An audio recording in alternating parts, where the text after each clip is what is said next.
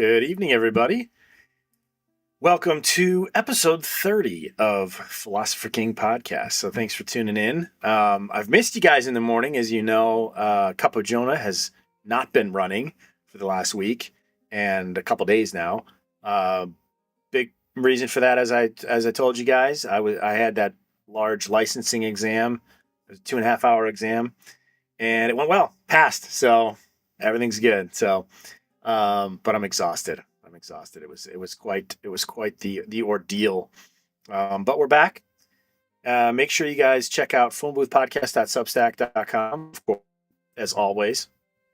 And without further ado, from base here, we've got Myer to have a conversation with us today. Myer, welcome to the show, sir. How are you? I'm doing well, man. Like I said, I'm beat, but I'm happy. So It's okay to be beat. Yep. I'll tell you, because we went through the new role. We went to full 8 to 12 hour days of training all the new systems for the new role that I'm entering that I need the licenses for. And so the last week and a half leading of my exam prep was all my study time was dramatically cut back because I had all the time that I had to be learning all these systems for the job, right? So I'm two fire hoses simultaneously of all this new information for that and trying to study for this. So I haven't felt mentally exhausted like that, like at the end of every day in so long. So it was good. It all worked out. Thanks, Haywood, for the congratulations, brother. He says, Myer, what's up? Yeah. What's going on, Haywood? Looking like Neo, he says. So, I know there's a ton of things we could talk about, man. I know we've had a couple conversations in the past. We're hoping to loop Vince in on this one. We'll get him back in for a conversation about it again. But part of the reason is there's been so many. Part of the reason is I asked you to jump on. I know there's a bunch of other things that have happened since we've talked about having this episode. Namely, yet another staged assassination attempt, allegedly staged assassination attempt. But also, we had that really great deep dive conversation about everything that was happening in Iran and the escalations and all of that. So I wanted to give kind of an updated conversation since a lot has happened. And then maybe we could talk a little bit about the assassination attempt and whatnot. But yeah. But first, how you been, man? You're doing well? I'm good, man. I'm good. I broke my glasses, so I'm wearing these prescription sunglasses, which is fine because I got this light in front of me that's blinding me anyways. Yeah, there you go. I'm good. Good. How's my mic sounding? Because I had to use a different mic today. Yeah, perfect. It's perfect, yeah. Yep, it's good stuff, man. Got the official podcasting mic. Love it. The Matrix. There you go. Yep. So it's interesting, when we talked with, it was funny. Vince actually told me that I needed to make sure to give you shit because you thought the U.S. would not get militarily involved in Iran at all. But we're still waiting for prediction 2 and 3 to come true or not, which is regime change, and then whether or not it would affect the country, whether it would be a good thing for the Middle East, and then whether or not it would be a good thing for us here at home. But I guess you could say you're right. I think in terms of the military involvement, in the sense that we don't have boots on the ground, which is good, right? So from that standpoint, it's a different perspective in that way. But what are your thoughts on it now after several months have passed? Okay, so in my personal opinion, it's a tough one, man. It's a tough one. So if I was going to break it down right now, I know that there's a lot of bullshit being passed around. So a lot of info that we are getting isn't, let's just say, as honest as it should be. That's number one. But number two is, in dishonest moments, who do you believe, right? Right. Who are you to believe? So looking at the bigger picture, at the overall, I think that U.S. isn't going to just walk away from this. I don't think that's going to be a situation where they just come and then they leave. I think Do you that think now that we've do you think now that Go we've ahead. gotten involved, eventually it's going to necessitate boots on the ground? So I don't think U.S. necessarily needs the boots on the ground. No. Why? I'll tell you why. All the people that are living there, okay? These people don't want to be under this type of a regime. So, with that said, I feel like as long as they're able to bring together the people and be able to actually give them the opportunity to be able to overthrow the regime, then there's a possibility that the U.S. won't need to put ground troops. They will eventually once they have a safety and security. But let's be honest, Iran is not a place where you can just go into. Like, you can only access it from the south.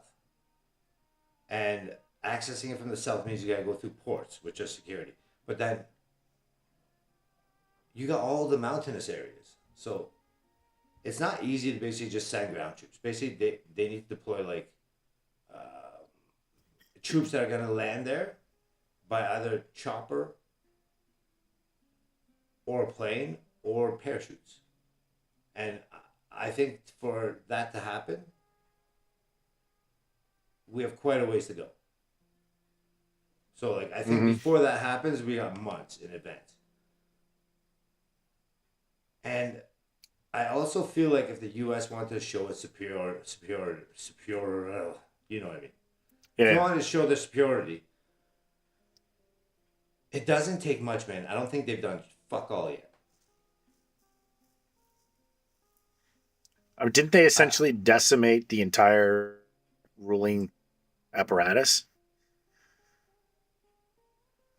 Based on okay, so I saw something that was actually really interesting. So the system over there is based on like a superior, again, like somebody who's Superiority? above you, somebody who's superior to you, right? So uh,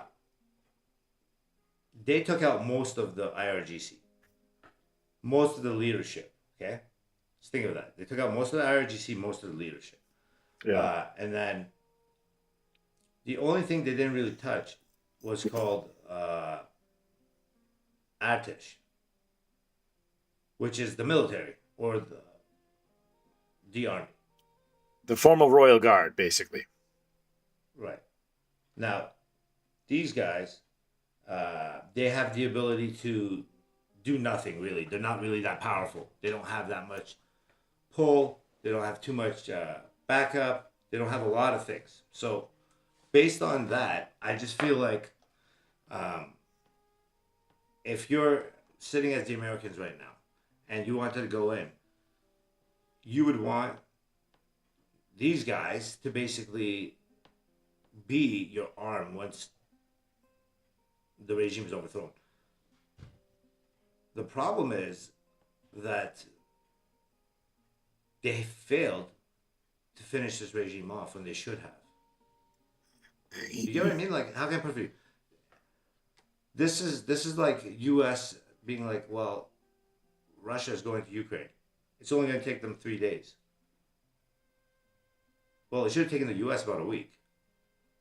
But we're at the month point now, 2 months point, whatever you want to call it. And the Well, it's ceasefire, interesting. I feel like, hold on, so before you go, I feel Yeah. like the ceasefire was called so that they can have some type of a internal uproar inside the country. Because you To have give space for those riots to recommence. 100%, not just space for the riots to recommence, but in general, to give the opportunity to the guys who are going to be apparently taking over. Okay, so imagine you're going to be taking over.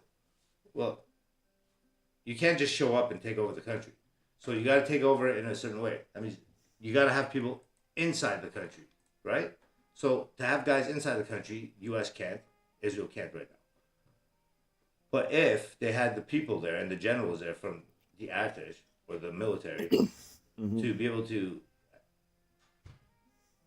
at least coordinate those people, then you got something.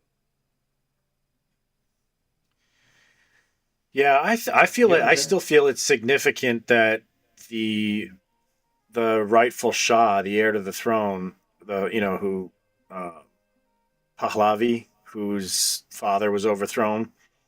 Yeah. I think it's I still think that he's going to play a centerpiece, an important role in gathering the former royal guard and the actual Iranian military and organizing them and being the new figurehead of the new regime.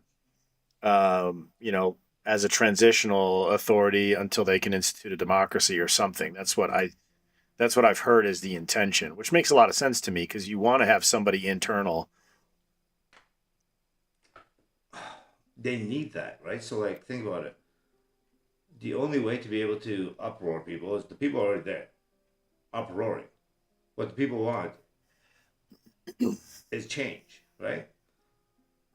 But they have no weapons, they have no guns, they have no way to fight back. You know what I'm saying? So, like, if you don't have a way to fight back, if you don't have a way to be able to strategize, you're talking about people where, like, just in general, Iranians are not really violent. How can I put it? They don't have guns. They don't own a Right. gun. And if you do own a gun there and somebody rats you out, your ass is going to get killed. So you need to train people. You need to have people who have the ability to be able to go and fight and know that, hey, I might die. You know? Well, and I think it's interesting. I think a lot of us Americans, or us in the West, I guess, even perhaps Canadians as well, you could say, I think our impression of Iran, because we have in our heads Afghanistan and Iraq. I think a lot of Americans underestimate how developed of a country Iran really is. For They do sure. have they do have like the fact that they can control the social media and all the communication in and out of the country as effectively as they have. Yeah. That alone is an indication of How the much advanced power they have. technology of the Iranian government. Yeah. Bro, it doesn't even need to be advanced. These guys are very simply put it this way. You ever met people that like are really very like educated? People in Iran have nothing other than education to fall back on. Okay, so sorry, I just gotta plug this thing here. If somebody doesn't have the ability to have, uh, let's just say, you can't just open up a McDonald's in Iran and then hope for the best. What you got to have is education to be a doctor, a lawyer, a businessman. But nobody has the ability to do the rest of the stuff. That means that most people are so busy trying to take care of their lives under these sanctions that they don't actually have time to fight these people, these regimes. Because if you think about it, imagine you made $1,000 today, okay, and that $1,000 by tomorrow morning is worth 250. Yeah. That's how it is daily there. So people are going to work daily and walking away with money they think they made, but they didn't actually make it. So think about the amount of hardness that it takes to be able to do that. So imagine you go to work every day knowing that you're gonna make $5,000 a month, but that $5,000 will only be worth $450 at the end of the month. Mm. You're pretty much screwed, right? Or am I wrong? So I think when you factor in all those type of things, the people in the country are already on your side. The problem is they have zero ability to be able to do any of the wartime stuff, which changes everything. But at the same time, if you look at the Weimar Republic, where you hear the stories of the Germans having to take a wheelbarrow of cash to buy a loaf of bread for their family before the controversial painter rose to power, right? Right. That's just like Like that's the this is the precedence. What you described, that economic conditions is the precedence that is always followed in history of that regime's loss of power, because the people will rise up when they're starved of the necessity of life to the point where they have nothing. It's not tenable to live. Something has to right. change, and if they're going to die anyways, they might as well die trying to overthrow the regime. Pretty Good news much. on a related but tangential note. When I spoke to Vince the other day, I know he had shared with us when we were all on the stream together recently that his brother, he hadn't had contact with his brother in who's over there, in Tehran. Right. But he told me that he heard Yeah, I lost you there. was blown off his house at one point, but no one was hurt. He's good. So, That's good. I heard just for about everyone that part. watching, too, if my if I freeze or my signal cuts out briefly for a second or two, I'm just having internet connection issues because the new growth in the trees has grown over my satellite, the Starlink perspective. So I'm having a trimmer to come back and trim it back. But it's been steadily getting worse over the last 2 weeks. But I haven't had the time to take care of it because I've been for this exam, So or this test. So, but anyway, so if my connection seems a little glitchy, that's the explanation. So, but yeah, That's so okay. I was happy to hear that Vince's brother's still doing well. At least last time he talked to him. But yeah, I mean, I think what's interesting is the whole drama over the Strait of Hormuz. I think has been very telling and has revealed a lot of weaknesses and revealed that a lot of the saber rattling of the Iranian regime was just that, saber rattling. They've got nothing. Their biggest bargaining chip or point of leverage was the Strait of Hormuz, and that leverage has been completely taken away by the U.S. right now. Like they have no power to shut it down. Yeah, So, that's fully true too. I agree with that part. and us shutting it down means, I don't know if you've heard this, but their oil stores are, especially on Kyrg Island, are getting to a point of maxed out. And if they do get maxed out, they have to shut the wells down. And the minute you shut the wells down, it's not like you can just turn You're it back screwed. on. It's That's because right. then water starts to seep in, and it's a whole thing. So they It's a have to big keep process. the wells running. And so I think they've got 2 weeks left, something like that, before they reach capacity. So I think time is on the U.S.'s side. I mean, they're going to have to do something. I agree.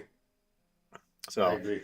I also think that even if it's a more impressive show of force and a more decisive intervention than we've seen, I think one way or another the Trump admin is going to bring it to an end no later than end of May, middle of June, Yeah, they're not gonna because stay out there now. they can't have it run too close. It has to be resolved so that they can, in my opinion, it has to be resolved so that they can flood the airways with Iranians rejoicing in their freedom and the restoration of freedom to the people with very few American lives lost, so I that agree. coming into the midterms, Trump can keep the House and the Senate. I think he's trying to get it done so that it doesn't negatively affect the midterms. I think so too. Yeah, yeah. I think that's a necessity for him.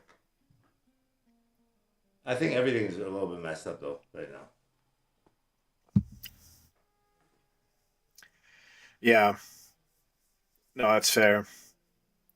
And it's interesting, this whole, speaking of things that are messed up, do you think that was a real assassination attempt, or do you think it was staged? Oh, I don't really want to say it online. Personally, okay, just for entertainment purposes. I don't. I don't think it was a fake assassination thing. I just feel like Why was it so well timed? Yeah. Right? Like I the mean, timing of the game just was like fucking amazing. Butler. It was perfect timing. Who? If he, the wasn't it in Butler, the assassination attempt before the election, that won him the election. Yeah, of course it did. And this one's gonna win him the thing, the ballroom. Exactly. Which is what he Excuse me. wants. He's still coughing, Yeah. eh? But you know what? The shittiest part about this is that it's killing the economy.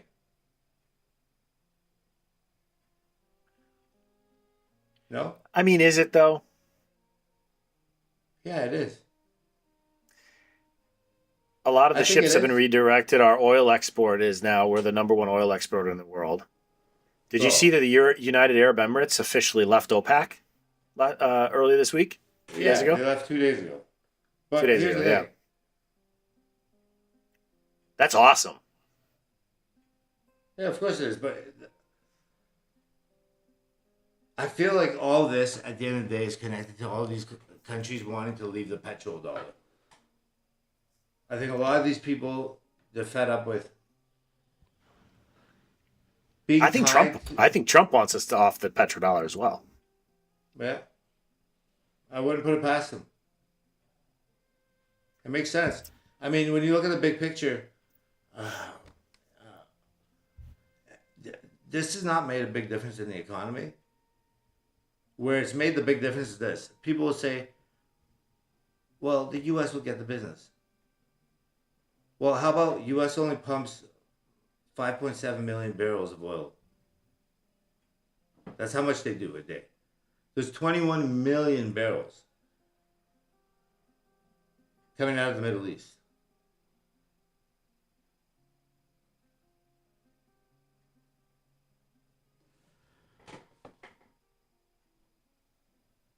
I lost you there. You back? Yeah, I'm here. I lost you. Oh, yeah. I don't know if it was you or me, frankly. It's probably me. What did you say? You said something about the last thing I heard was the oil. Uh, it hasn't hurt the economy yet, but, and then you were going to say something else. Mm-hmm. What it's going to hurt is U.S. pumps about 5.7 million barrels of oil a day. Okay? Just out of the Strait comes about 21 million barrels a day. And then on top of that, there's 34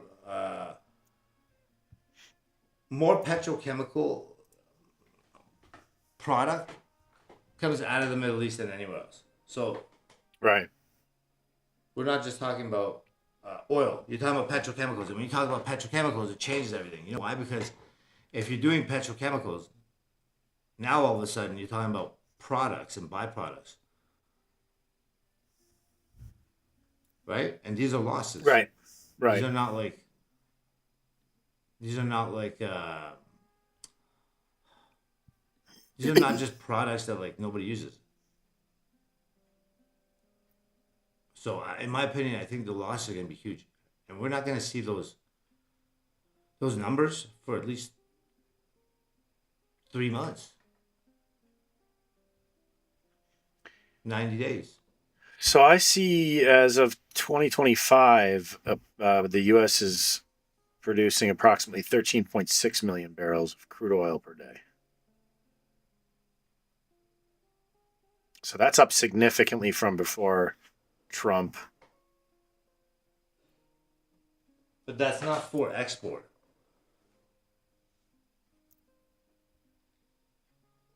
Fair. So watch this. I'm gonna use grok here just so everybody understands. I'm not just making up shit. How much oil does the United States produce per day in barrels, and how much of that oil is used for export, and how much is used for internal consumption domestically?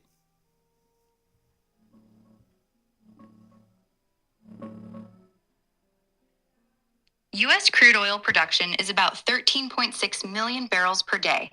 Of that, roughly 4 to 5 million barrels get exported, and the rest, around 8 to 9 million, stays for domestic use. our refineries actually run on more like 15 to 16 million barrels a day total, thanks to imports. Numbers fluctuate week to week. Exports just hit a record over 6 million one week, but that's the ballpark from recent EIA data. It seems silly to me. Why would we? Yeah, we heard. Yeah, it was good. Why would we export only to import? I don't understand that. I'll tell you why. So the cost of crude oil or byproducts in North America to produce is much higher than anywhere else. That's it. That's all it takes. Oh, so we export to South America, and to kind of fill that gap, we import from the Middle East. Something Is that what you're saying? No, basically, like, the U.S. sells a lot of their crude oil, but here's the thing. Excuse me. If the U.S. produces, let's just say, how much did it say overall? Let me just look at this number again. I don't want to give busted up numbers to people. If the U.S. is producing that much oil per day, okay, and we're looking at the here it is. Here's the answer. If they're producing 8 to 9 million barrels for domestic use, okay, 13.6 million barrels per day is produced. Of that, 5 million barrels gets exported, okay? Just imagine what I just said to you. How much oil per day is exported through the Strait of Hormuz prior to the war?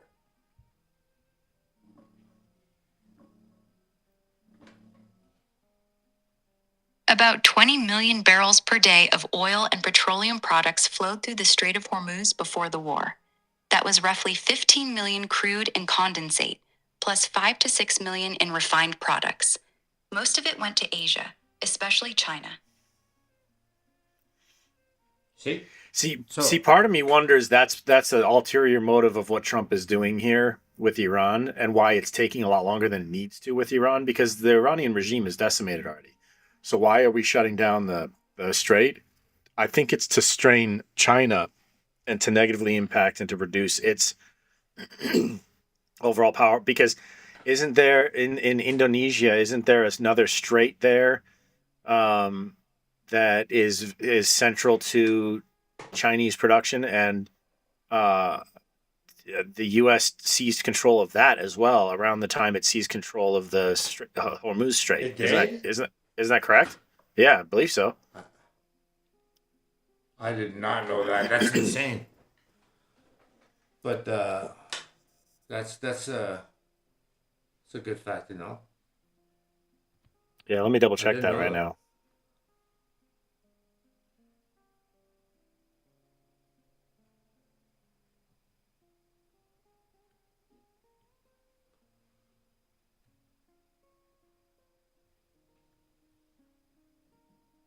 Yeah, because that was new information for me last week. I found that out from one of the analysts that I follow. Wow. The Promethean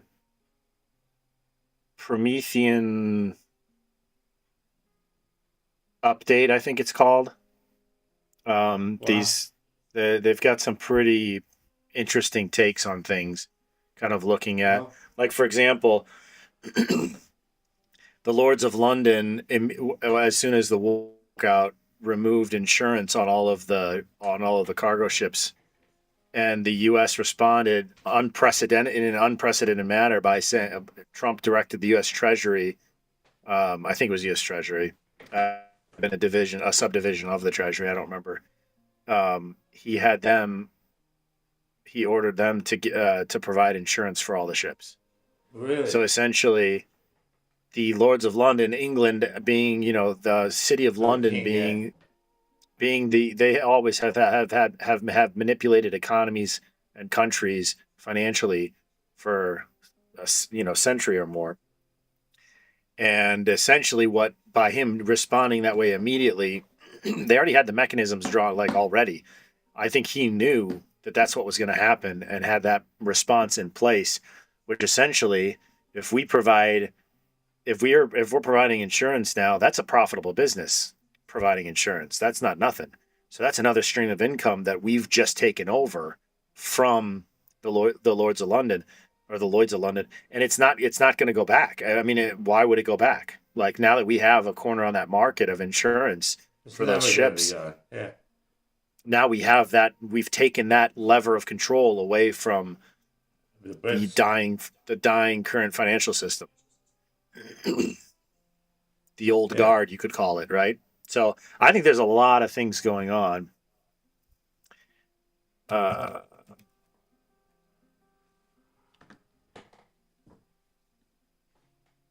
Yeah, I'm just checking that.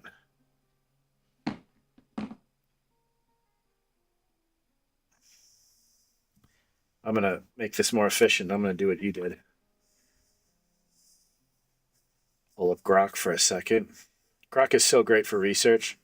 I'm telling you, I used it so much in my studies for these exams, dude. I was like, summarize this concept for me. You know, drill me with questions, and if I get anything wrong, tell me why and what concept I'm missing. You know, after Oh 10 yeah, for questions, sure, man. after 10 questions, what's my underlying error that I'm not, what concept am I blurry on, and help me understand it better, you know? Absolutely. You know what, man? I love AI.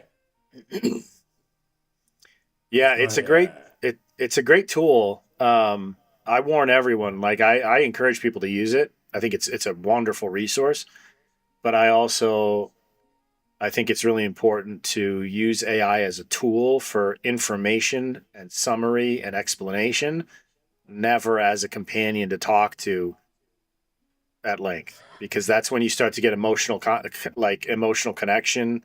That's what you leave yourself vulnerable to manipulation, you know? yeah, for sure. That goes without saying. I think, you know what, man?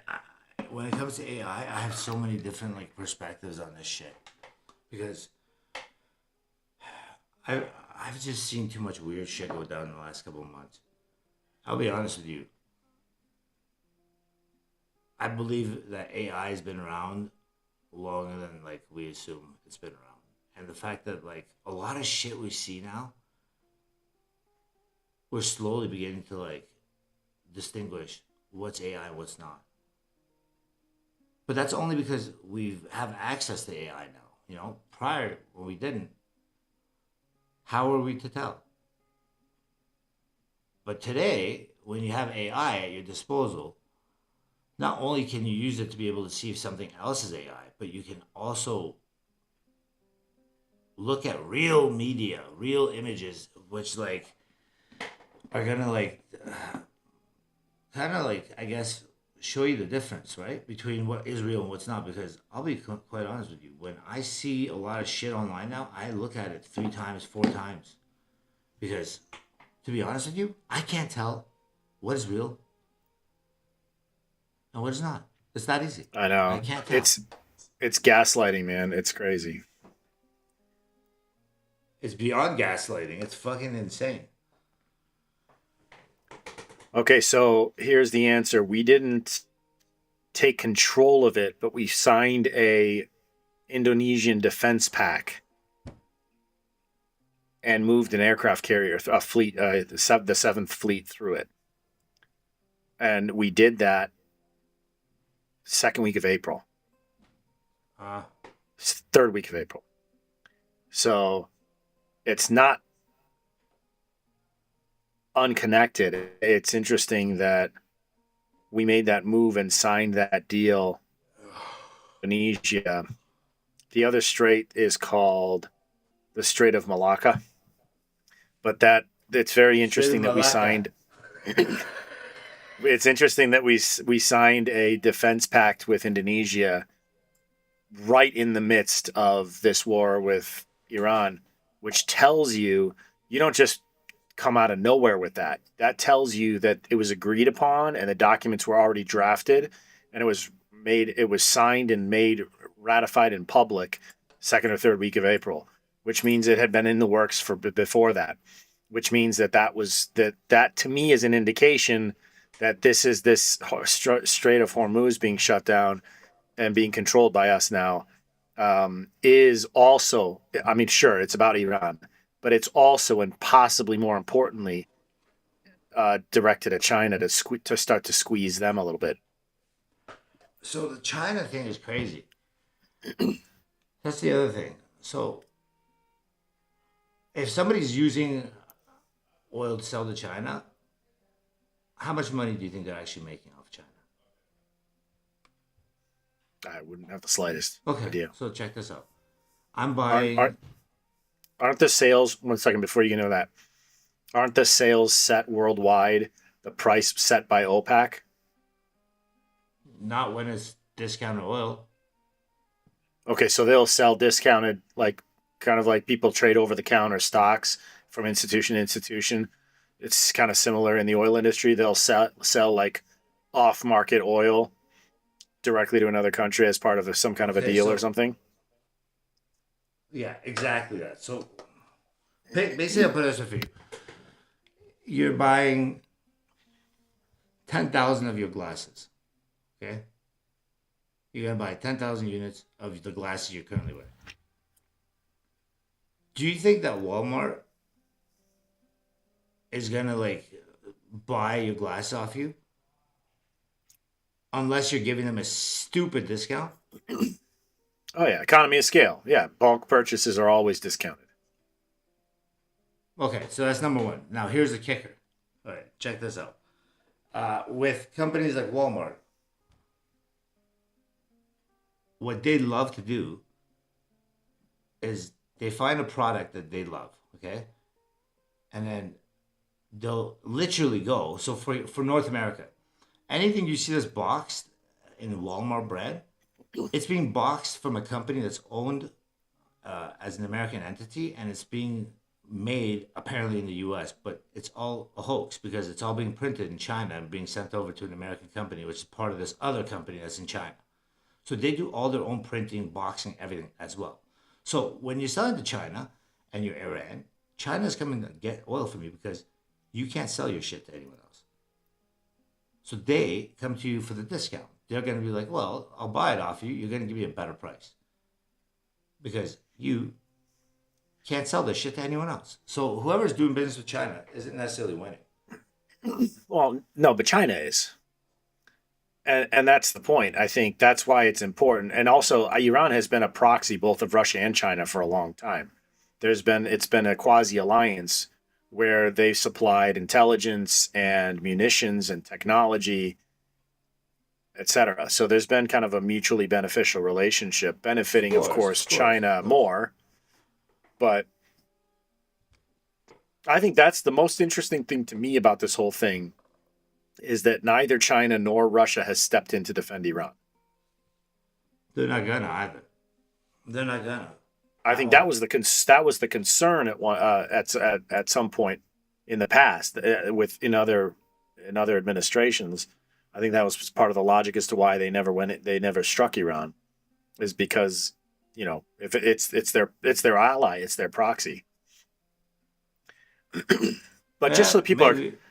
Just so everyone's clear, when you sign a defense pact with somebody, correct me if I'm wrong, Myer, but my understanding is that defense pact basically means if anybody attacks you, we'll consider it an attack on us. That's what that means. Right. Yeah. So the U.S. by moving an aircraft carrier or an entire fleet into Malaysia, into Indonesia, the Strait of Malacca. By moving a naval fleet and signing a defense pact, it's the same thing as taking over control of the strait in a sense, because we're saying we identify this as American property as well, because we're going to defend it as if it's our own. So it's essentially, but the only difference is, in the case of Iran, they're enemies, so we had to take it by force. Whereas in the case of Indonesia, they're allies, or at least friendly. We're able to take it by contract, so to speak. For sure. So for sure. Also, I think when they're taking it. Sorry, go ahead. I was just going to say, just to reiterate, I think that to me is a sign that Trump is looking beyond Iran. Iran is one piece in a much bigger puzzle that is happening that's not being covered in the media, that's not being talked about, that's not being leaked by his administration. I think one of the primary goals is how this is affecting China. Of course. That's for sure. I think that China is probably the main reason why the U.S. wanted to go there, because really, majority of the sanctions and everything that you see that's happening within Iran and Russia and China, they're all interconnected. Like, this is not like a mystery, basically. Like, these are all interconnected. They've been interconnected from day one. They're not new, and yeah, I agree with you. I think that the more you can slow down China's economic system, the better the chances are that business can shift back to North America, because that's the main goal of all this as well. Mm-hmm. I think. And I think it's going to come with a financial reset as well. Because one of the things Trump has been saying for years is that we need to get the U.S. dollar back on parity, closer to 1-to-1 with all the countries around the world, because then you can have free, prosperous trade for all, rather than this massive disparity. Like, I mean, anyone who's tried to hire a virtual assistant or anything in the Philippines, that happens a lot here in the States with small businesses. It's literally a couple $100 a month, and these people over there are living like kings and queens, right? So because of the disparity of the power of the dollar, it enables us to export a ton of cheap labor. So I think it'll be interesting to see a lot of those jobs come home once disparity hits. Once this disparity is dissolved, a lot of those jobs come back to the U.S. because it's not going to be worth it anymore. I don't think it's worth it now, especially with the tariffs that are everywhere. Oh, how's it worth it?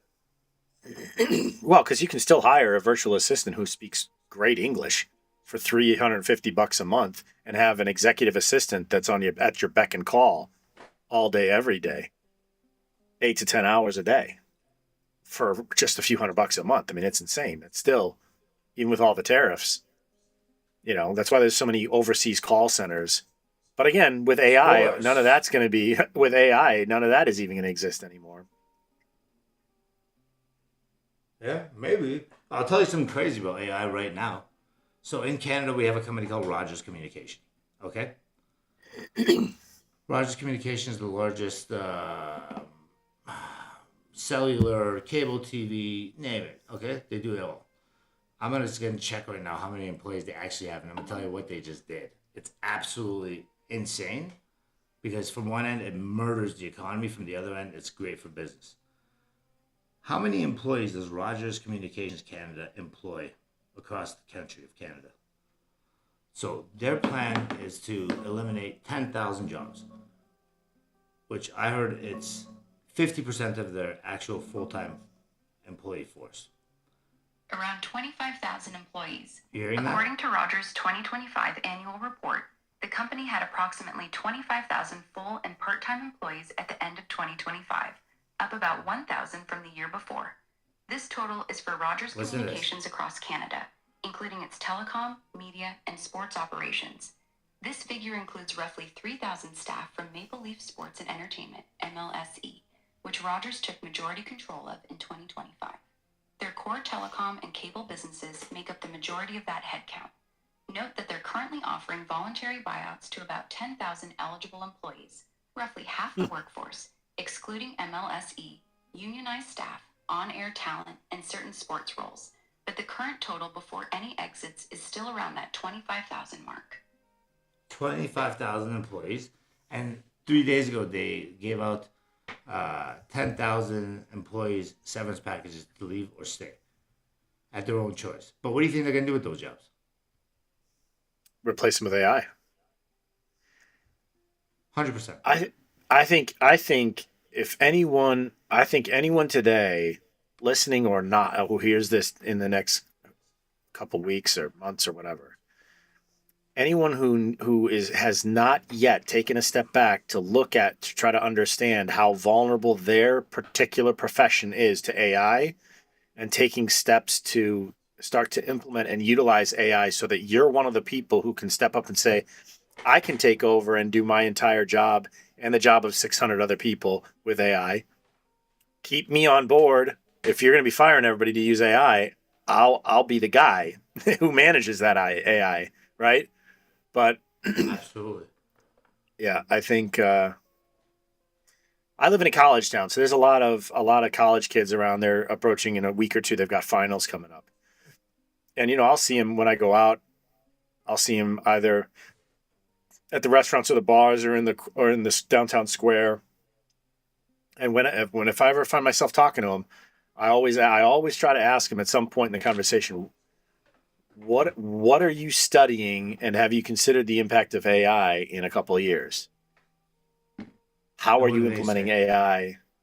Most of them haven't thought of it yet. They use AI as a way to help them pass their exams. And the impact of AI in a couple of years. Hold on. There we go. We're good now. I had you pop. I just moved the mouse on my screen, and I had it open on our cast. That's funny. My apologies. I was like, "Who is that clown talking that I hear talking?" No. It's definitely. It was me. My bad. Was it you or me? No. I'm saying it was me that I heard talking from your side. I was from my side. Yeah. I was referring to myself as the clown. Man. My God. But man, yeah, it's too much uncertainty right now, and I want to say so much. Like I was telling you last week, like I saw so much shit that going on, but I'll be honest with you, I don't know if I'm anywhere near the correct answer. Yeah, I mean the gaslighting is crazy. Like it's a legitimate question that a lot of people are wondering whether or not this dinner alleged assassination attempt was even real. The fact that so many people are questioning that just tells you how much people have been gaslit by AI. Even if it turns out to be true. The fact that I saw a poll, 70% of people actually question whether or not it's AI. 70%. Of course they did. Of course, because but that tells you the level of gaslighting that we're at right now. Like everybody, yes. nobody's trusting anything. Like there's no trust, bro. Zero. Mm-hmm. Like you used to be able to trust your eyes. If you could show me a video, then of someone saying something, then it was like, okay, I guess they said it. But that doesn't even matter now. It's crazy. No, it doesn't. It really doesn't. And the thing is, I was watching. This was a great example. I'm watching Vince today doing that.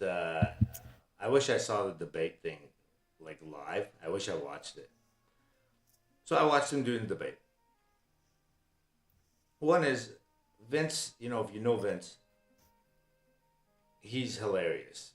Even if you have him offline, he's absolutely one of the funniest people ever. And he's damn smart. He just likes to play stupid. Yeah. Like, he loves to play stupid because he doesn't see why he needs to make everything serious. Okay? Right. 100% understand. And then he's talking to the guy, and he shows him the video of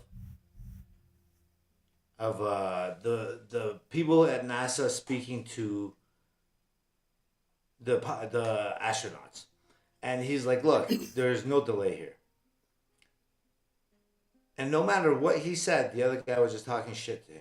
The problem with AI is similar to that because I can show you a video that's AI, but if you don't believe that it's AI, then how am I to prove it to you?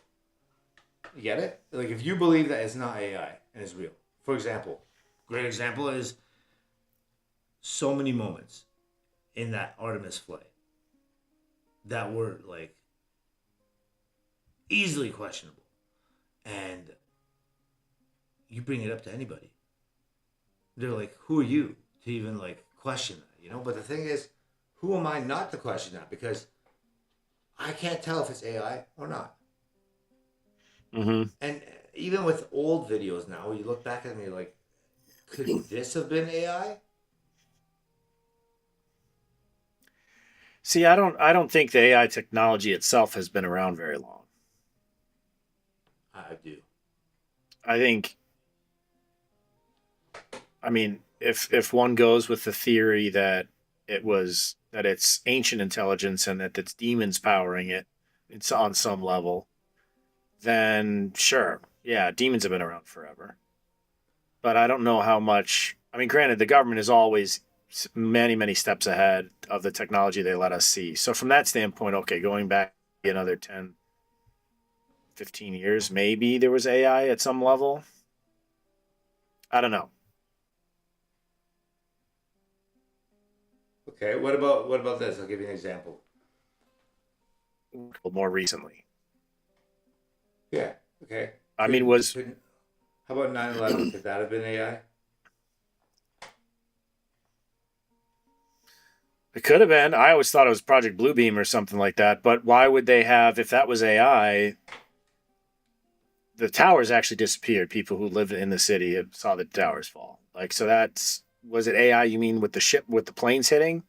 Yeah. Maybe. Yeah, maybe. I So mean, when you we look do at it like have, that, there are government record, like documented government information that has been released about Project Bluebeam and how they're able to project or give the illusion of things that aren't there, like hologram type of thing, right? So, how about things like what was the other one called where the people are able to do like telepathic stuff? They'll put you in a yeah. room and the people can like. I mean, that's as old as time. I mean, people have been using demonic powers for that for millennia. There's witches in the Middle Ages that could read your mind. I mean, Right. or they could know things that were happening on the other side of the town or other side in another country on the other side of the world. Like that's demons have been toying with us forever from that standpoint, right? To make it But why seem does it like have to these be? witches had some kind of a power that they didn't. But why does it have to be a demon? Why can't it just be AI? Why can't the Well, I fact mean, that you put it this de- way, why can't the fact that people believe that the earth is round, right? Some people believe the earth's flat. Why couldn't AI be the reason why people think that the earth is round?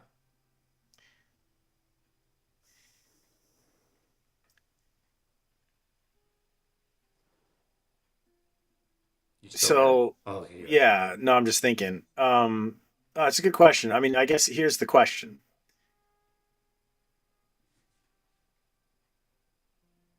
when individual people without the use of technology, people that walk around the world are sitting in a room with you. I was in a room with an occultist who was reading my mind, spoke the What do you words to mean? me. I had a thought and she responded to the thought as if I had said it to her. Happened on a vast number of occasions. I knew That's this person. trippy. I knew this person very well. And I had told someone else that was close to me that was meeting them. I had told them about this ability that she Person, had. right? And this person was standing in the kitchen with me and they had the thought, they told me this later. They had the thought, "Yeah, I don't believe this woman can read my thoughts." No, And this woman said, "Oh, so he told you about that, did he?" Just like that. that is so And creepy. my this person was close to me, their face went completely white and they looked at me like, "WTF, get me the hell out of here." Obviously, I don't blame them. Yeah. I wouldn't either. I wouldn't either. But that's the thing, man. It's a crazy thing right now. No. But my point is that person wasn't using any technology.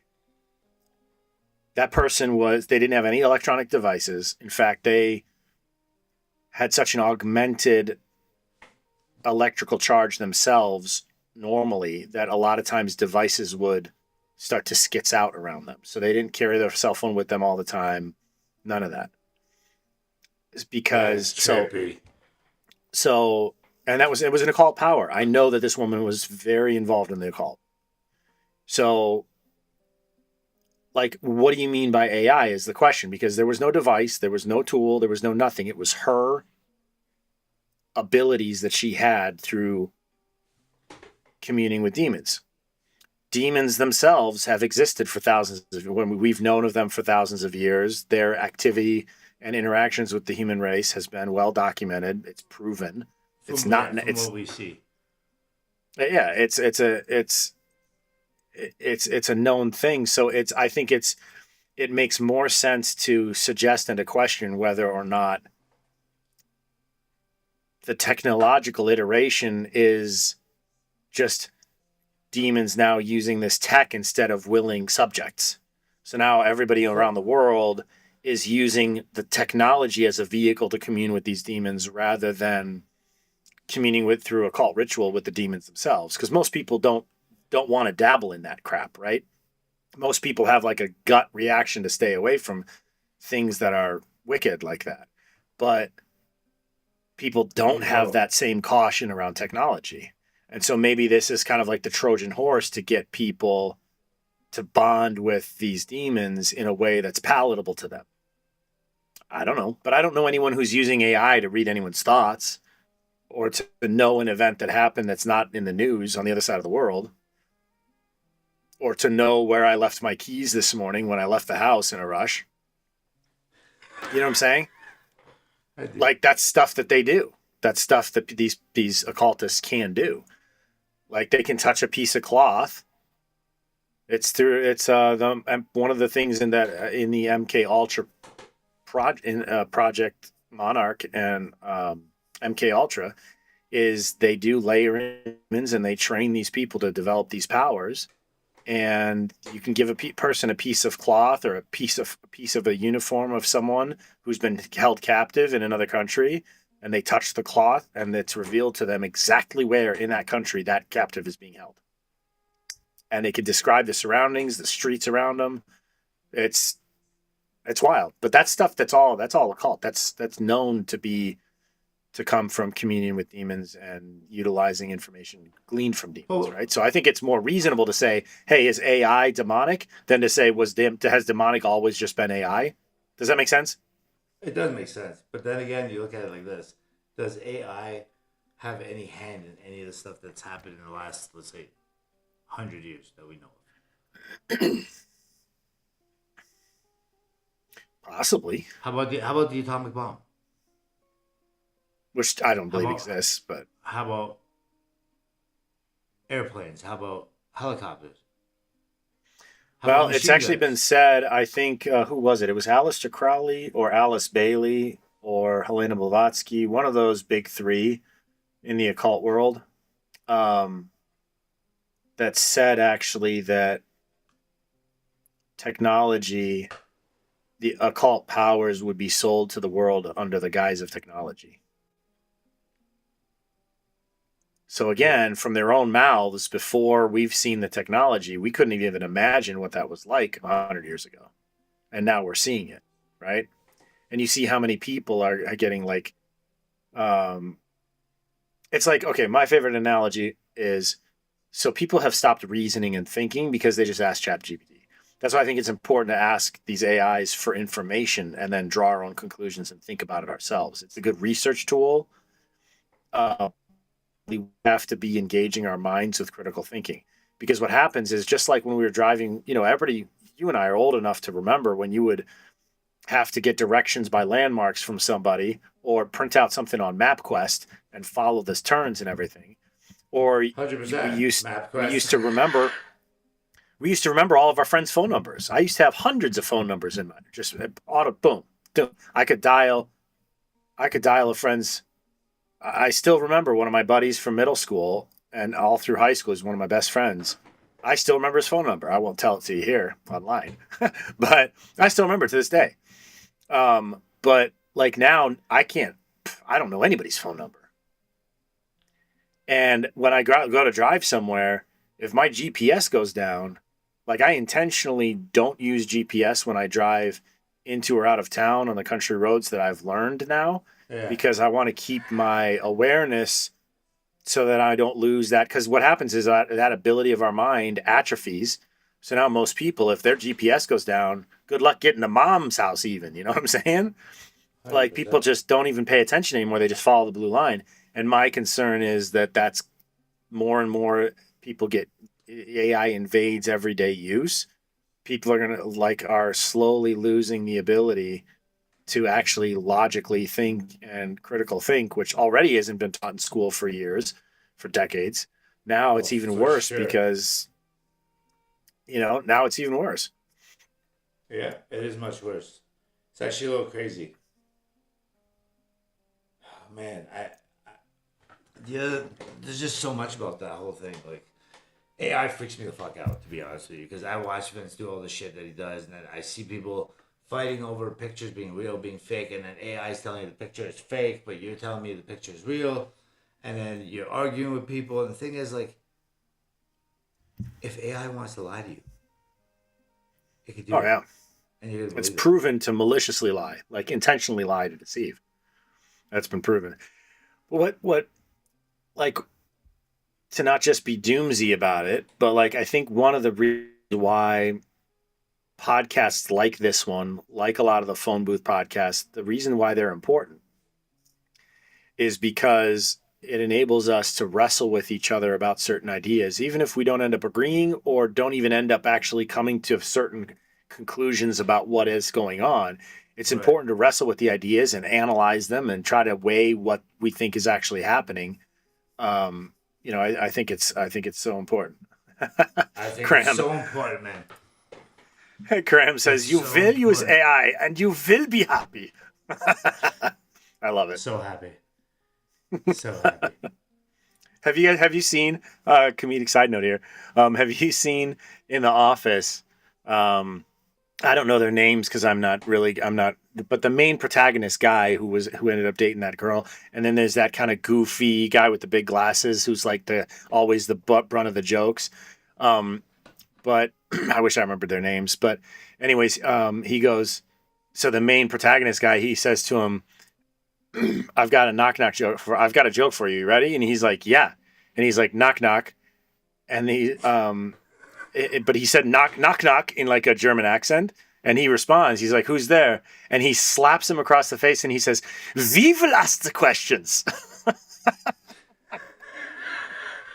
I was like totally embraced. It was hilarious. That's But that's what amazing. Cram, that's what your comment reminded me of. We will ask the questions.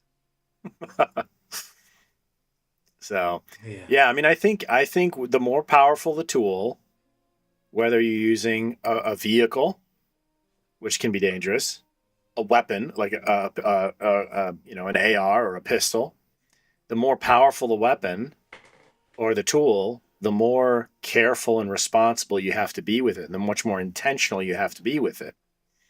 And I think especially because AI started as such a casual chatbot where you could just ask questions and it would be like an easier version of Google search.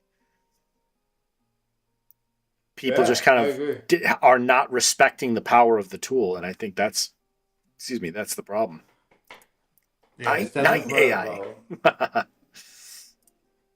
I believe that What's too, that? man, and I believe that as well. I believe in that as well. I think that there's just so many questions, man, in terms of AI. So many questions. Yeah, yeah. Do you watch? Let's ask AI something. You ready? Watch this. All I want to right. ask you. I want to ask you what it thinks of this. Okay. So you asked me about the war. Let's just ask this thing. We're What? using Grok. Yeah. What do you Okay. think? The short term or long term outlook will be like with the Iran US Israel war? And do you think that Iran will actually end up with a regime change and the people will be free?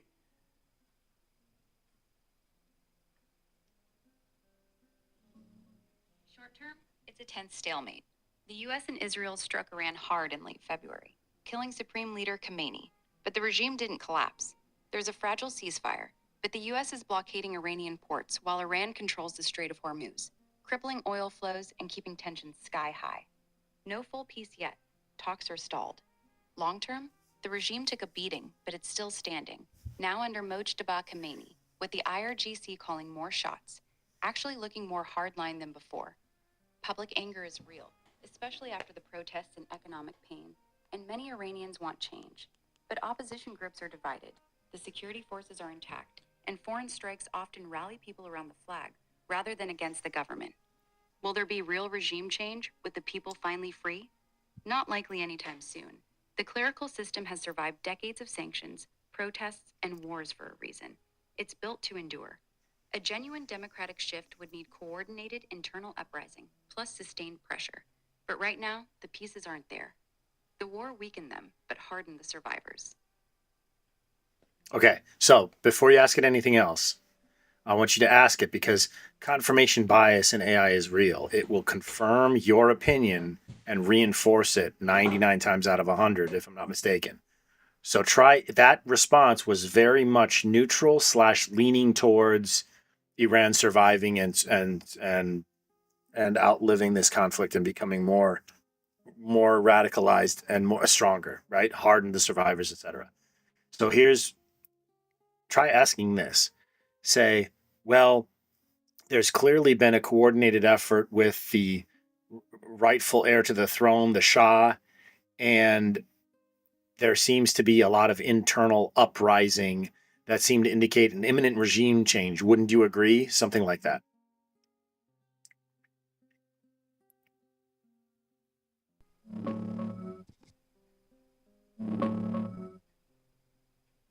No, I don't agree it's imminent.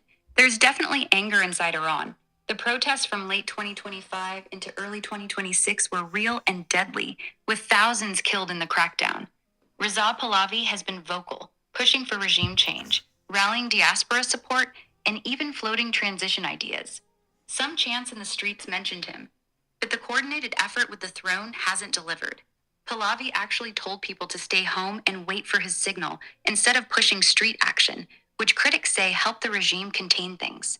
The IRGC stayed loyal, quickly installed Mojtaba Khamenei after his dad's death, and the security apparatus is still intact and repressive. No mass defections, no takeover. The regime's weakened and the economy's a mess, but it survived worse. Foreign strikes tend to rally nationalists, not topple governments. So real, lasting freedom for the Iranian people would be amazing. So once he gives his go, then it'll happen. Because he said, "Wait for my signal." No, you hope so. I don't think that Trump would have taken the steps he's taken unless he was certain of a regime change. Yeah. Otherwise, it's political suicide. That's my opinion. I think he's smarter than that. I think, again, the defense pact with Indonesia underlines that he's thinking at levels and layers deeper than most give him credit for. I still don't like him or trust him. I still think he's instituting an AI technocracy that's going to ultimately be a bad thing for our country. But I do think that he's many steps ahead of what people give him credit for in this whole Iranian conflict. That I'll give you. Yeah. So I mean, I had a conversation about a month ago with somebody on the show here, and they were saying that they didn't think that the Trump admin was expecting or had a counter plan or response for the Strait of Hormuz being shut down. But in the month that's followed that's first of all, I don't think that I said this on the show, but I can't agree with that at all. I don't think Trump would ever. I mean, of course, everybody knows it's been talked about for decades. That was their big leverage point, the big threat to protect themselves was that strait that they control and can shut down. So yeah. I don't see the Trump admin touching that whole situation unless they had a response, which we've seen. They have a great response because now time is in our favor. We can just sit back and let Iran figure their own internal crap out until right up until the point when they're going to have to do something and come to the table to negotiate or something in order to get the Strait open. Otherwise, they're going to have to shut down their oil wells and cripple their country's economy permanently. I mean, I don't see that happening at all. We've got them over a barrel, and that's because of our response to the Hormuz drama. Yeah, it is. That is actually a fact. That's not like made up. That's actually a fact. Right. And again, I think it's amazing that it didn't even make the news with this defense pact with Indonesia. It's amazing to me. That's huge. I never heard anything about it. Yeah. No, so I heard nothing about the Indonesia. Isn't that wild? It is wild. Like, how could we not have heard about that? Like, that's not an insignificant move. Never mind, just not hear about it. How come the news is not broadcasting it? I don't know, man. I mean, obviously, the news is still in his back, but I mean, it's still deep state, against everything Trump does, even if it's just wake up and breathe in the morning, Yeah, no, that I agree with.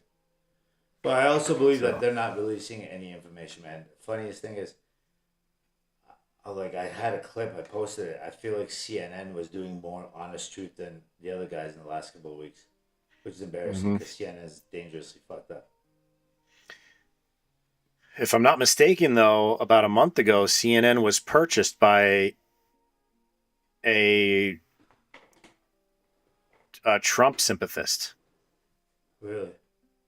I believe so. I think the media is going to start to turn gradually to be in support of him. Well, I don't see why the media wouldn't support him. This whole war that's happening, people don't get the other side of the picture, I don't think, because we're on this side and we're happily safe, far away from all types of wars. But I will tell you that there's way too much shit happening over there for us not to know what's happening over there. Because Iran isn't Afghanistan. Iran is an economic powerhouse that if it gets the ability to be able to open its doors, it could have easily been Dubai on steroids. I think it will be. I think it will be too. I think within 5 years, we're going to be like, wow, can you believe that when we're going to be telling our kids, we're going to be telling the next generation that's in middle school right now, hey, for the first 10 years of your life, there was an oppressive regime. The women had to wear XYZ and cover themselves and all this other stuff. They chanted death to America in the streets all the time. And no way, they're one of our greatest allies now. Yep. Yeah. And the thing is, just think about how easily that flipped too, eh? They were already their greatest allies in the 70s, 60s, 50s. And just think of how powerful that's going to be for the U.S. to have not just Saudi Arabia, which is one of our greatest allies in the Middle East. The I country I don't count because I don't believe they're actually allies. But to have not only Saudi Arabia, but then also Iran as one of our greatest allies, I mean, that's the greatest net positive for if we get Pahlavi in power and give freedom to the Iranian people. I mean, look, Trump is more, Vince is more patriotic than most Americans I know. As an Iranian, he loves the U.S. more than anyone I've ever met in the U.S. even, I think it's incredible. And I think that Iranian spirit of the rank and file Iranian, I think we're going to have their undying devotion. And that's going to be an immense force for good. Yeah. I think you're right about that too. That's the thing. The Iranians outside the country are backing the U.S. to the T, including Trump. Even Iranians in the country of Iran, just not the leadership. That's what I would maintain. So, and I think the reason for it is really simple, bro. These fuckers have been in jail for the last 100 years to basically 50 years basically to be slaves in their own country, you know. Mm-hmm. And these are actual educated people, not like we know when we see like in Canada right now. There's a lot of Indians, right? Yeah, they're not like the Afghanis, banging goats on the weekend. I'm sure. Like I'm sure there's there's areas sure. in Iran that is like that, but reality be told, people over there, they're still surviving, making good money. With Some of the greatest philosophers in history were from Iran. I mean, they're brilliant people. Avicenna, Averroes, like all those guys were Persian. That's that area of the country. That's how that area of the world are there. Yeah, peace, Jen. Vince's brother is. Last time I just spoke to Vince earlier this week, and he said that he did finally hear from his brother last several weeks ago, and he was okay. So we're all happy to hear that. So hopefully he still is. But it seems like a lot of the bombing has died down. So in the last month or so, one would imagine that if he made it through that really tough period, then he's probably still doing all right. Knock on wood. But yeah, man. So it's a tough one. It's a tough one. Yeah, I mean, I just keep coming back to I don't think that Trump would grab this bull by the horns unless he knew he could subdue it in time to have to recover from a PR perspective before the midterms. Otherwise, he's going to lose all ability to move anything he wants to do legislatively through with his administration through the House and Senate. It's going to be shut down at every pass. So he has to resolve this within the next month or two in order to have maybe a little longer, but in order to have enough time before but it can't be too quick. Because if you think about how short the U.S. attention span is and how quickly the news cycle changes, like it's insane. Like nobody even talks about hardly ever Charlie Kirk anymore.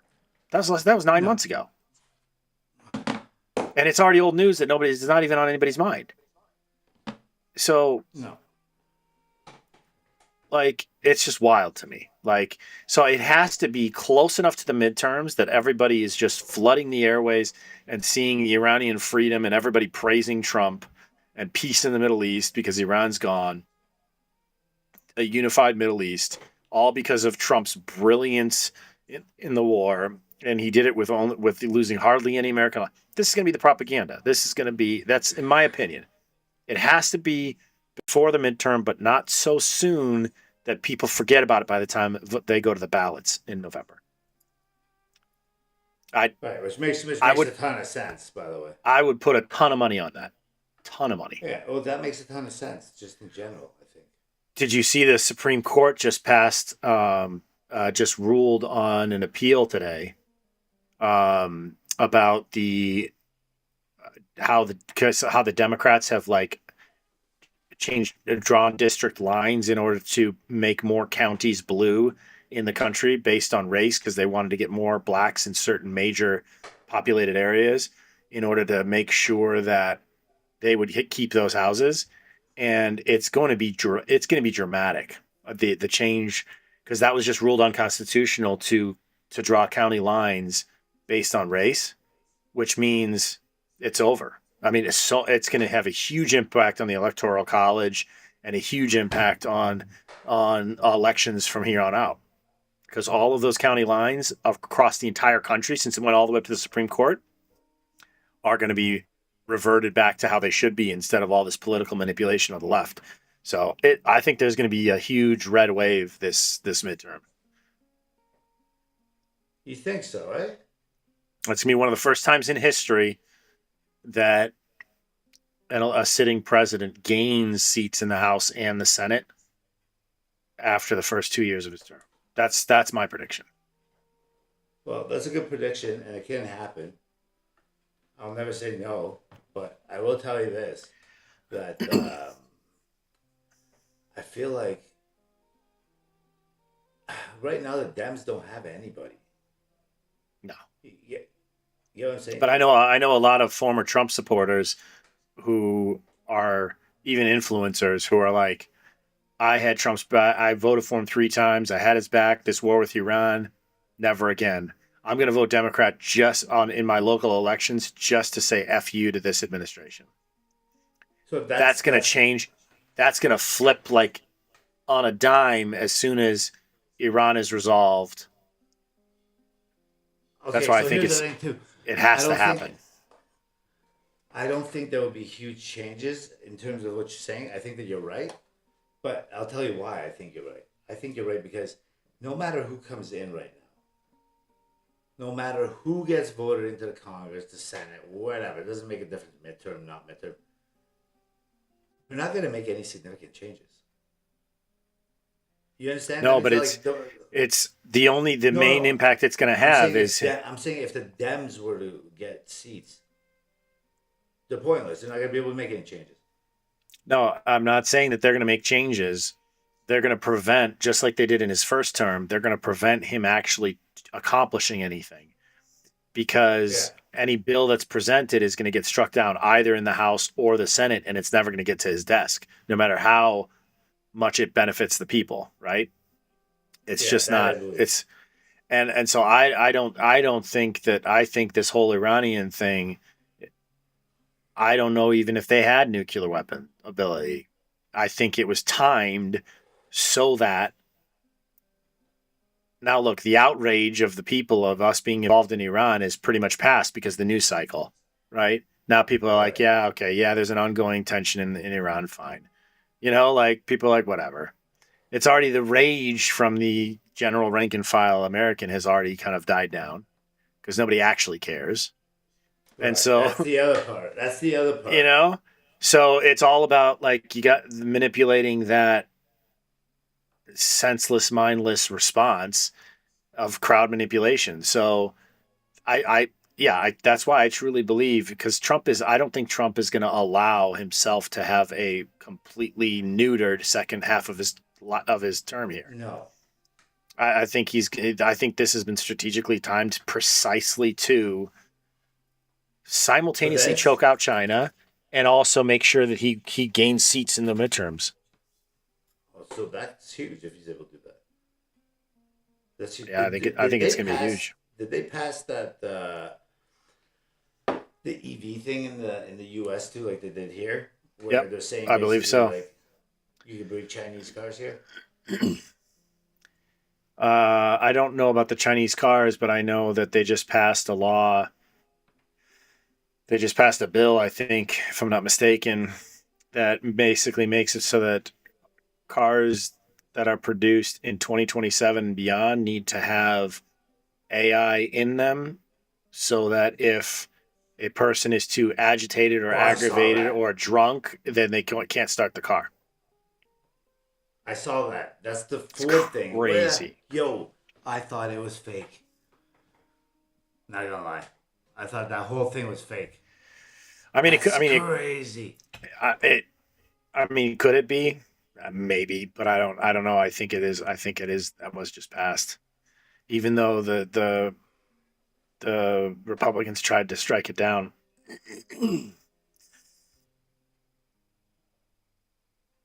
I don't think it's fake at all, to be honest with you. I don't think it is either. Yeah. So that's the I think the technocracy's coming, and there's nothing we can do about it. I think so too. I think it's already here.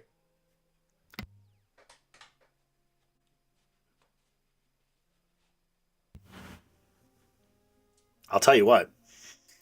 I work remote, and so we communicate to each other constantly with Teams, on Teams. Right. I had a direct message with a teammate. We were in a sales competition. They divided our team into 2 halves. And I said to him, because I had just come up with a faster way to work this, to use the tool that shaves a couple seconds off of each cold outreach, because we were working on volume. Like this, the competition was volume. How many people can you reach out to today, right? How many dials? Well, I had come up with a way to make it a few seconds faster to go from one dial or one conversation to the next. And I shared it with the team. Then they announced the competition. And I was joking with him. I should never have told them about the sufficient method, because then we would have locked it in for real. There would have been no competition. So I should never have told my manager about this. AI took that phrase in our private conversation. I should never have told so-and-so, the name of the manager, and flagged it, brought it to my manager's attention and said, you need to review this, and gave them a snippet of the conversation. Right. My manager was required a compliance reach out to me and to my coworker to talk about it and get clarity on what was being said and why. I mean, we're already there. I mean, it's already AI monitoring, and they had to actually have a conversation with us so they could log it for AI that they had the conversation and what my response was and what my explanation was.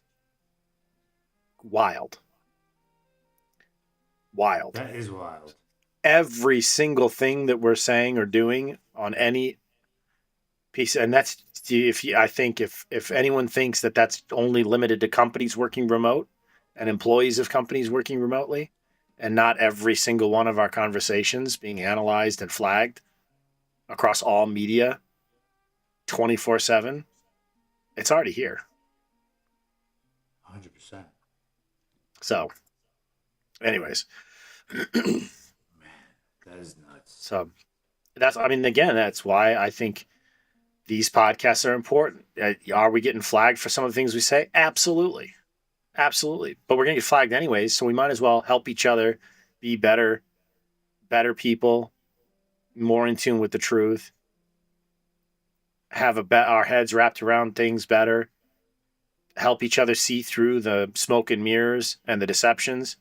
Because ultimately what's going to matter is, in the end, whether the end is my life, when my life ends, or the end of the world, who knows which will come first, right? Sure. Either way, what matters is, am I a good man? Have I lived my life well? Have I added value and quality to the people in my life or not? That's really all that matters. Yeah.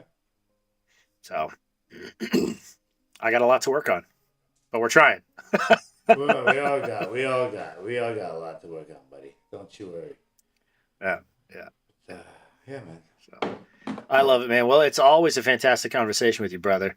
Any final thoughts for the folks watching before we land the plane here? Fuck. There's honestly, the last couple of weeks have confused the living crap out of me. I would say, just if you're doing investments, if you have money stowed away, if you're buying different natural resources, be really careful. I'm just gonna leave it at that, because I'm telling you, things cannot be just like how what you do in your personal life. I do that for myself, and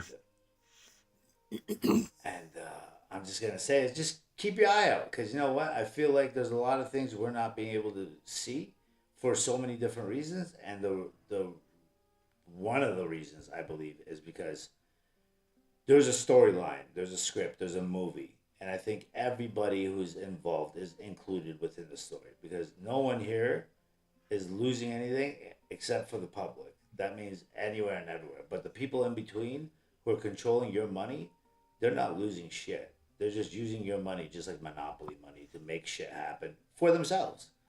Otherwise, just to make this fast, otherwise the whole war of U.S. joining Israel to fight Iran, zero reason. Real deal. Forget the nuclear bomb part, because if they have it, yeah, take that shit out. But everything else is not tied up in a clean, nice bow like a package. It's scattered all across the place right now. And for us watching, we have no clue what's going on. But I promise you, from the inside scoop, the people that are involved all know what's going on. And they know the game plan. Yeah, and one thought I'll add to that before we wrap up here is, if you think about, we're caught, a lot of us are caught in the rat race. For us, the focus is money because we're always just a bit short of where we'd like to be. So we're always trying to get established, trying to get in a good place, and money is so essential for us in getting to where we need to be because of all of our dependencies on the culture, the world that we live in, right? But if you think about their motivation, oftentimes we project that onto them and say, "Oh, well, they're just trying to make more money, no. Think about it. If you had $20 million, you couldn't spend that in 2 lifetimes. Like living reasonably, you couldn't. So once you have 25 million or more, your focus is no longer money. At a certain point, especially when you get up to the $100 million, $500 million, $1 billion, the focus is power, control. What are you able to influence and manipulate? What are you able to exert your will upon? That's these people's focus. Money is the mechanism that they use to control us. Facts. So I agree with that. Yep. So, and that's the beauty of like homesteading and like people who are building up the skill set to live off grid is they're breaking free of that The system. rat race, the slave system of the monetary system. So anyways, that's a whole nother conversation. So, well, Myer, I appreciate you, brother. Thanks for jumping on, especially last minute. Yeah, it's always a blessing to chat with you. Yeah, everybody watching, thanks for hanging out. Thanks for your comments. And of course, Substack.com. That's right. Don't forget, there's a lot of good stuff there. And go wrestle with the ideas. I don't agree with a lot of the stuff that some of the content creators put out. None of us agree on a lot of the stuff. I'm sure a lot of those guys and gals don't agree with a lot of things that I say and a lot of opinions I share. The point is not agreement. The point is discussion and respectful disagreement. So come to phoneboothpodcast.substack.com, get in the conversation, disagree respectfully, and wrestle with us. It's a lot of fun, and we all grow from it. So with that, God bless you all. Have a great night. Until next time.